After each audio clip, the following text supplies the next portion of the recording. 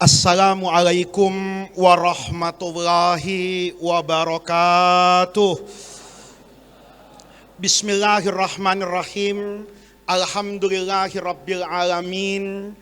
Wassalatu wassalamu ala asyrafil anbiya'i wal mursalin wa ala alihi wa sahbihi ajma'in. Amma ba'du.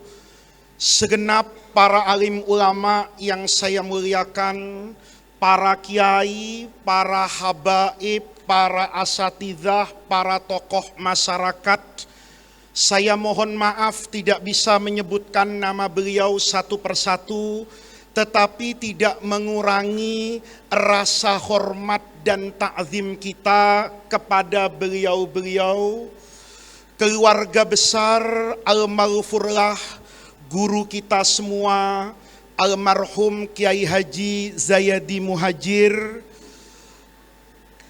bapak-bapak, ibu-ibu, hadirin hadirat sekalian yang saya muliakan.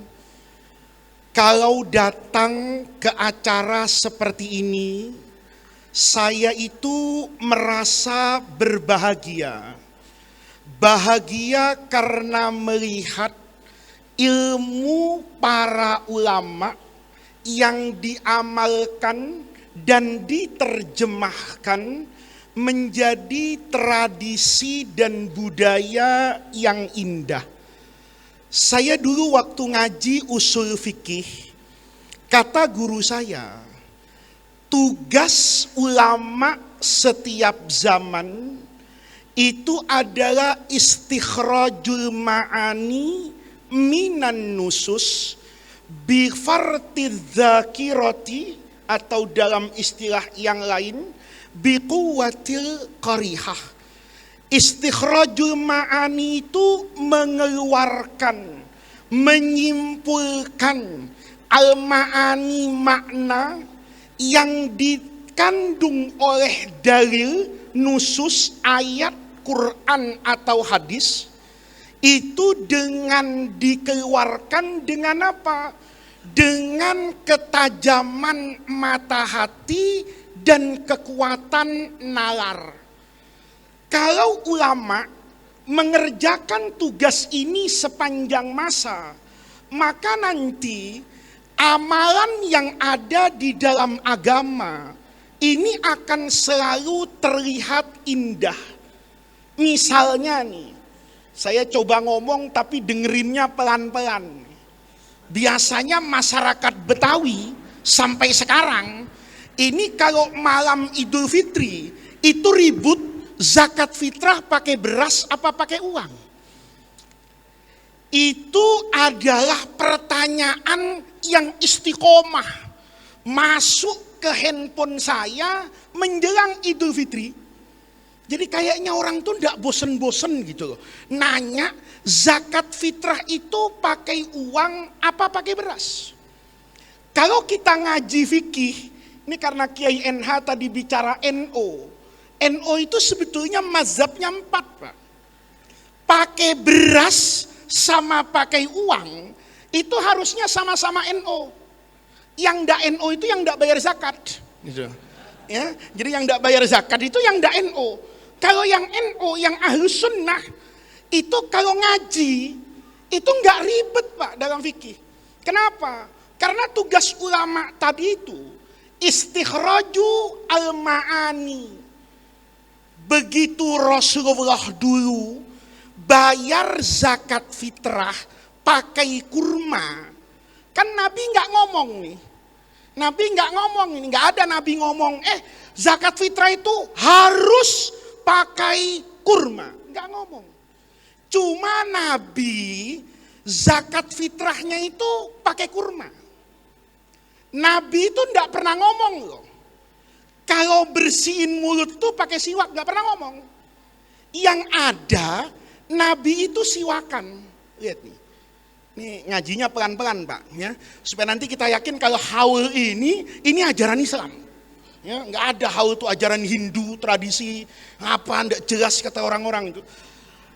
Ini namanya istikhraju al-ma'ani. Setiap ada ajaran apapun, makna yang terkandung tuh dipahami. Nih saya ngajinya pelan-pelan nih Kiai ya. Kalau enggak nanti saya dianggap bahwa Islam aneh ini.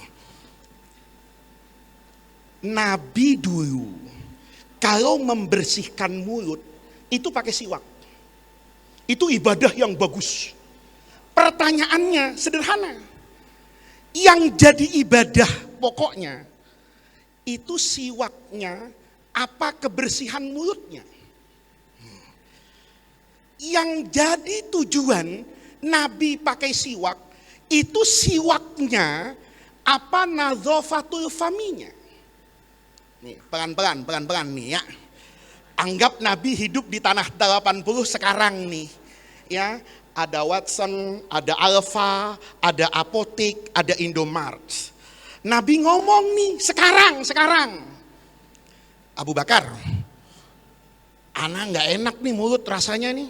Terus kepengen bersih-bersih nih. Beliin ya alat pembersih gigi dan pembersih mulut. Kira-kira sama Sayyidina Abu Bakar diberikan siwak, apa diberikan sikat gigi, pasta gigi, dan larutan pengharum mulut. Pelan-pelan ya. Jangan langsung emosi, jangan langsung bereaksi. Pelan-pelan. Nabi ini dari Madinah ke Mekah, Nabi itu haji ya cuma sekali itu. Itu Nabi dari Madinah ke Mekah itu naik unta. Kita dari Soekarno-Hatta ke Jeddah itu naik Airbus sama Boeing. Produknya orang kafir itu. Pertanyaannya, Nabi itu dari Madinah ke Mekah itu naik unta karena unta, apa karena unta itu Alphard zaman Rasulullah? Nih, kira-kira nih, ya.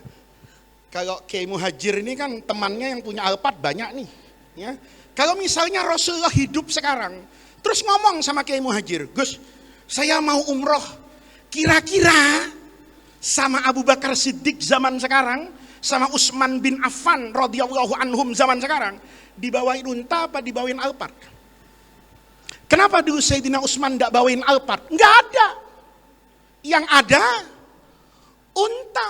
Lihat nih Pak. Apa karena Rasulullah dulu sekali-kalinya tawaf ifadah haji itu naik unta, terus orang tanah 80 naik NMAX? Kan enggak juga Pak. Lihat nih. Tapi logikanya kan berpikir nih, oh iya ya, ternyata siwak itu alat. Lihat Pak.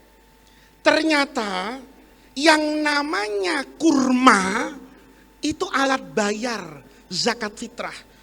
Kemudian masing-masing orang itu punya pemahaman yang berbeda. Lihat Pak. Kata Imam Syafi'i, ini kata Imam Syafi'i ini, imam kita, Rasulullah bayar zakat fitrah pakai kurma itu karena kurma mayuqtatu. Nih, makanan pokok kutul balat wayuddakharu dan bisa diapakan ini? Disimpan. Karena kan kurma kayak beras Pak, nggak mudah apa itu rusak, ditaruh sebulan enggak apa-apa. Maka kata Imam Syafi'i, alat bayar zakat fitrah itu makanan pokok yang bisa disimpan. Di Indonesia apa? Beras. Maka ini namanya istikhrajul ma'ani minan nusus. Rasulullah mengatakan shadaqatul fitri so'an min tamarin, kurma, burin itu gandum, itu diartikan oleh Imam Syafi'i pokoknya makanan pokok yang bisa disimpan. Ada orang makanan pokoknya jagung. Boleh enggak? Boleh, asal jagung kering. Bisa disimpan itu. Kayak orang Madura dulu makan beras jagung itu zakat fitrahnya pakai itu. Kata Imam Syafi'i. Imam Abu Hanifah cara pandangnya beda Pak. Kenapa cara pandangnya beda? Hidupnya beda. Imam Syafi'i hidup itu masih banyak tradisi ekonomi namanya barter, nggak cash. Jadi kalau mau beli baju Itu ada harganya, ada harga uang, ada harga barang. Ini baju berapa? 100.000 atau 2 ekor ayam. Lihat nih. Jadi zaman itu bapak belanja di kalender nih, bawa ayam, bisa pak. Gue mau beli motor nih, tukar sapi, bisa pak. Asal sapi yang gede. Kan itu. Bapak punya sapi limosin, ya harga 100 juta, ya punya 3, tukar Avanza, mau Toyota pak. Sekarang coba. Ayo. Ya, punya bandot 10, ya kan? Misalnya nih, 1 kambing harganya 5. Bapak bawa ke dealer Yamaha. Ini 50 juta nih konvert. Diterima enggak? Enggak. Kenapa? Sekarang transaksinya pakai apa ini? Cash. Kata Imam Abu Hanifah, saya di Irak, transaksinya itu cash. Maka Imam Abu Hanifah melihat, dulu Nabi kenapa bayarnya pakai kurma? Bukan karena makanan pokok, tapi kurma itu komoditas utama yang bisa dijadikan alat bayar. Paham Pak? Ini namanya istikhraju al-ma'ani minan nusus. Maka mazhab Hanafi bayar zakat fitrahnya bukan sekedar boleh, bahkan afdol kalau dibayar menggunakan uang karena untuk kemaslahatan fuqara wal masakin. Nih, di zaman ini Pak, orang miskin itu kalau diajak voting ikut mazhab mana? Oh mazhab Hanafi Pak. Coba panitia zakat fitrah nih di masjid-masjid, telepon orang miskin. Orang miskin sekarang kan punya WhatsApp. Ya, datangnya ke musola, apaan? Ada zakat fitrah, berapa? 3,5 liter. Beras doang. Iya beras doang, zakat fitrah apaan? Beras doang. Jawab nih, kasih orang lain aja. Emang kenapa? Gua gak semiskin itu katanya. 3,5 liter, kesononya naik angkot berapa? Lihat nih. Tapi kalau dikasih tahu uang, datang dia. Ya, ada zakat fitrah nih. Berapa? 75.000. Oh, tungguin ya. Ntar jam 11:30 gue datang. Lihat. Itu namanya istikhraju al-ma'ani minan nusus. Saya malam diundang di kalender makan jengkol, Pak. Enggak banyak sih, sepiring. Petenya sepiring. Habis itu tidur nih, tidur. Karena pulas, mingkem. Tahu mingkem? Rapat nih mulut. Dari jam 12 sampai 3:30. Dibuka, Masya Allah. Itu kucing lewat pingsan di depan kita itu. Kenapa? Bau mulutnya kebangetan. Pelan-pelan, ngajinya pelan-pelan ya, pentingnya pelan-pelan nih. Ada 2 orang nih. Mulutnya, bau jengkolnya sudah bukan tahap la haula lagi nih, sudah hasbunallah wa ni'mal wakil, udah bau parah nih 2 orang nih. Yang satu ambil siwak, bersih-bersih. Siwaknya juga bukan beli di Indonesia, ini siwak asli Madinah. Anak keturunan yang dibawa oleh pohon siwak zaman Rasulullah, siwakan. Yang satu enggak, ambil sikat gigi Oral-B, ya, yang harganya satu itu 125.000. Kalau bapak biasanya formula, itu 10.800 dapat 4, biasanya warna-warni itu, ya kan? Nah ini itu dipakai bersihin mulut biasanya 3 hari udah bulunya kemana-mana itu. Yang ini yang mahal Pak, pakai pasta gigi lagi, dibersihkan kayak gitu nggak cukup, ambil larutan itu, kumur-kumur. Pertanyaannya, dari 2 orang ini yang mencapai substansi ibadah yang mana? Terserah Bapak. Kalau orang sudut pandangnya ibadahnya siwak, maka yang pakai siwak pahalanya lebih besar nih. Tapi kalau yang sudut pandangnya yang digunakan Nabi itu siwak alat, tujuannya bersih, maka yang ini dikatakan lebih sunnah karena lebih bersih, lebih higienis, lebih terjamin, bla bla bla. Ini jangan bilang ya, ini kayaknya kiainya di endorse nih sama Pepsodent, nggak ada urusan, ya kan? Bukan itu. Saya cuma mau bilang istikhrajul ma'ani minan nusus. Oleh karena itu, kalau semua ulama fungsinya kayak gini, haul ini ajaran agama nih. Ini kan banyak orang sekarang nih beragama tuh nanya, haul itu dalilnya apa? Nabi ngerjain apa? Enggak. Ini enggak tahu ngajinya tuh di mana sekarang. Agama itu tidak diukur Nabi ngerjakan atau tidak. Karena ada yang Nabi kerjakan, haram Anda kerjakan.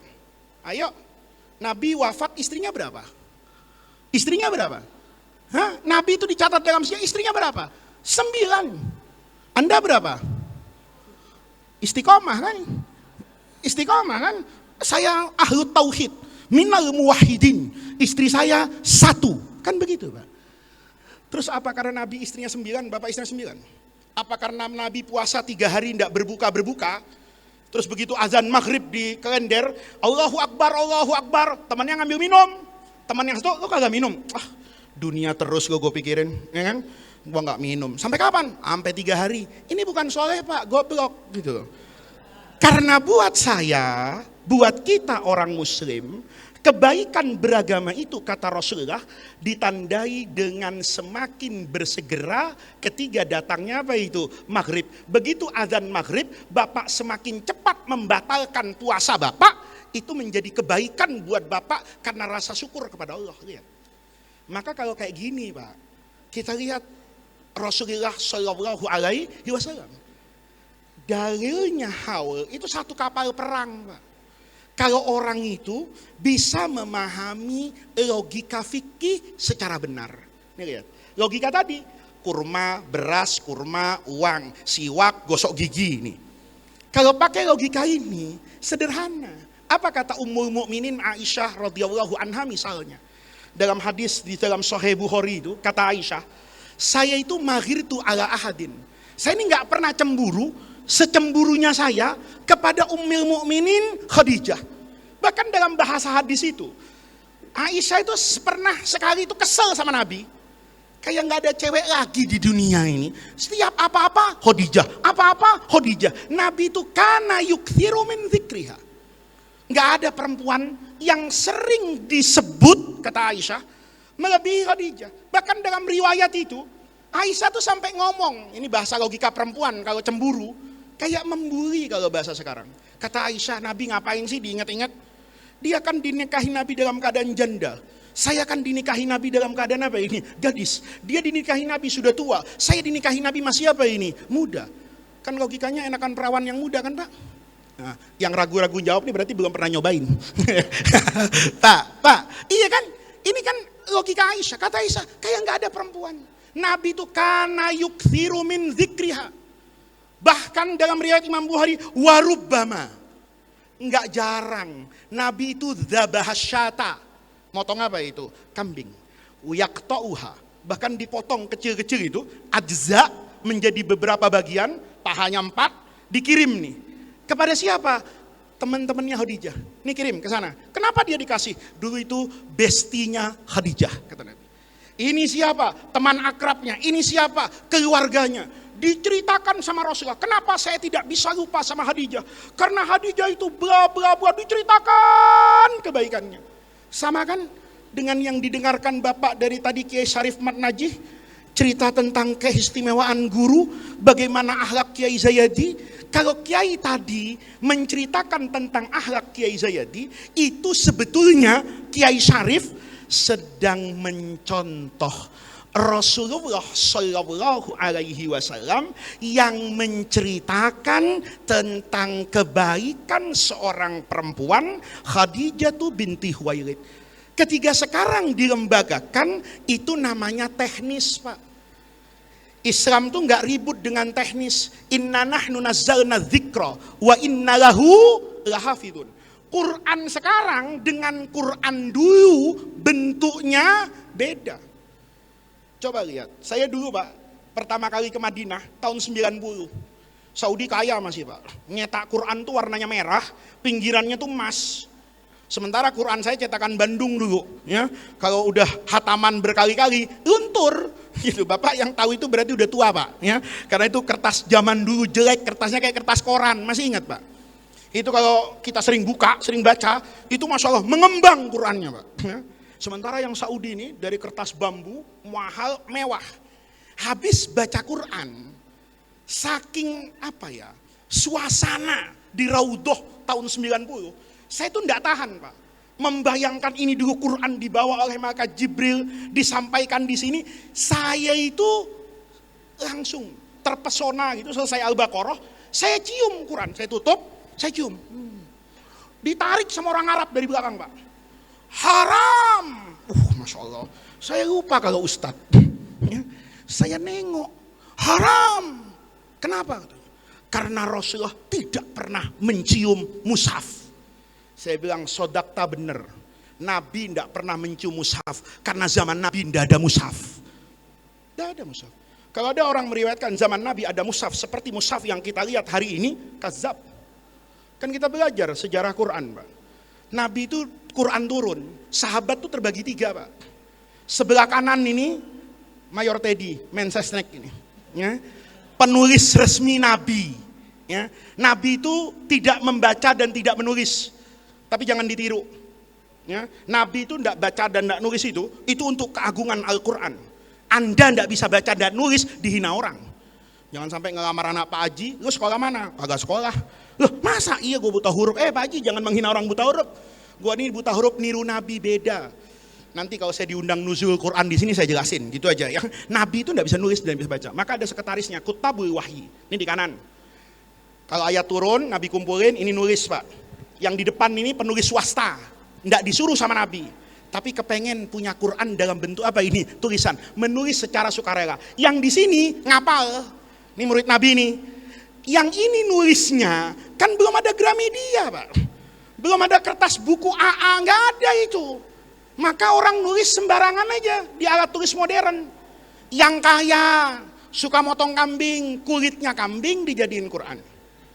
Yang tukang batu di Bogor, Bukit Kapur tuh, dipotong-potong Pak batu itu, dijadikan alat tulis. Yang punya kebun kurma, pelepah kurma itu, yang kayak apa itu kawat tipis-tipis, itu dicopot, dijadikan alat tulis. Yang nemu di tempat-tempat pinggir-pinggir kota Madinah, tulang-tulang yang gede, Quran ditulis di situ. Kan enggak bisa jadi mushaf. Coba Bapak datang ke tukang fotokopi, batu, pelepah kurma, kulit, tulang, Bang jilid. Kata tukang fotokopi, tanggung lu bunuh aja gua sekalian. Nah, ini enggak bisa disatukan, itu mushaf. Ada yang ditaruh di rumahnya, bayangin itu, untung ada kertas sekarang. Coba manusia nggak nemu kertas masih kayak dulu. Hataman Quran di Azyadah, nggak bisa masuk Pak, kontainer baru sini. Lo kok bawa kontainer Al-Baqarah di batu, bayangin kan begitu ya. Itu mushaf zaman Nabi. Kemudian ditulis dalam bentuk mushaf sekarang, itu karena istikhraju al-ma'ani. Kenapa dulu mereka begitu? Ingin menjaga Quran. Penjagaan Quran di masa Nabi dan sahabat seperti itu di masa saya. Sekarang ada Quran di handphone. Ada musabakoh tilawatil Quran. Pernah Bapak dengar Sayyidina Abu Bakar jadi panitia MTQ, ya? Ada MTQ di Madinah, kata Sayyidina Umar, gua ketua panitia, ya, yang menang hadiahnya umroh. Ada? Enggak ada. Tapi itu diadakan. Kenapa diadakan? Supaya orang semangat menghafal Quran. Kalau orang tetap menghafal Quran, tetap membaca Quran, itu dalam koridor inna nahnu nazzalna dzikra wa inna lahu lahafizun. Maka kita diajarkan oleh Rasulullah, udzkuru mahasina amwatakum. Orang yang sudah meninggal itu sebarkan kebaikannya. Teknisnya haul. Kata orang, kenapa haul itu setahun sekali Pak? Enggak ada yang bilang haul setahun sekali. Seminggu sekali boleh. Asal punya modal satu. Yang kedua, Bapak mau datang. Kayak orang tahlilan itu. Kenapa Pak tahlilan ba'da isya? Enggak ada yang mewajibkan tahlilan ba'da isya. Tahlilan jam 8 pagi boleh enggak? Boleh. Permasalahannya datang enggak orang kalau jam 8 pagi? Kan begitu aja. Lah ini namanya teknis. Nah yang kayak begini Bapak, ketika kita hadir di majelis-majelis seperti ini, kita bersyukur.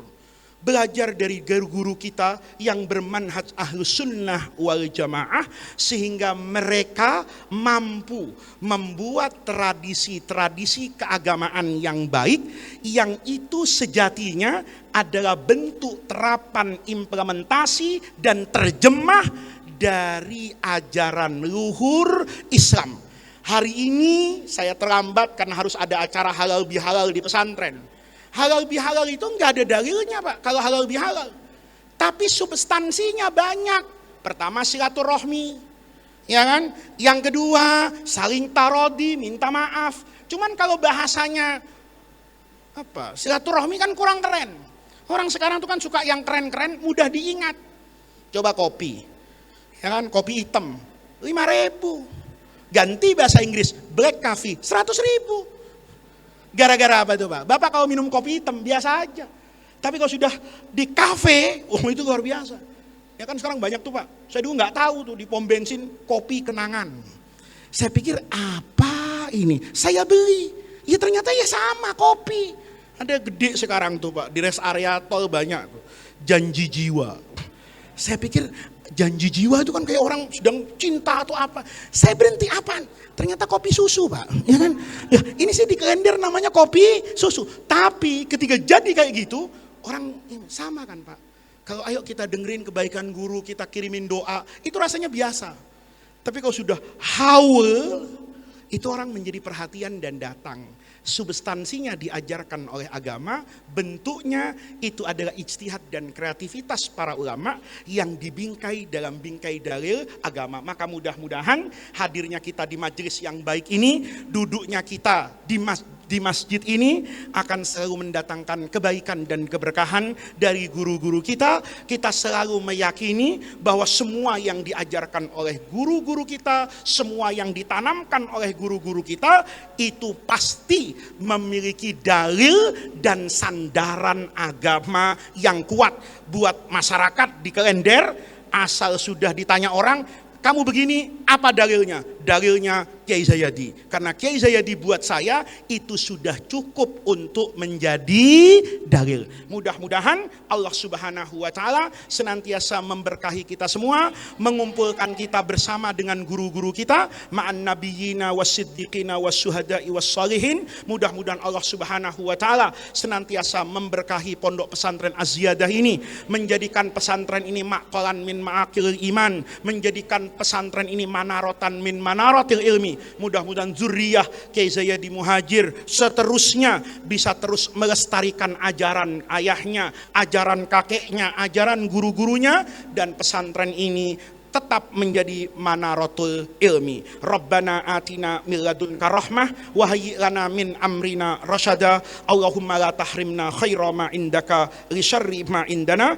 Kurang lebihnya saya mohon maaf. Wallahul muwaffiq ila aqwamit thariq. Wassalamu alaikum warahmatullahi wabarakatuh.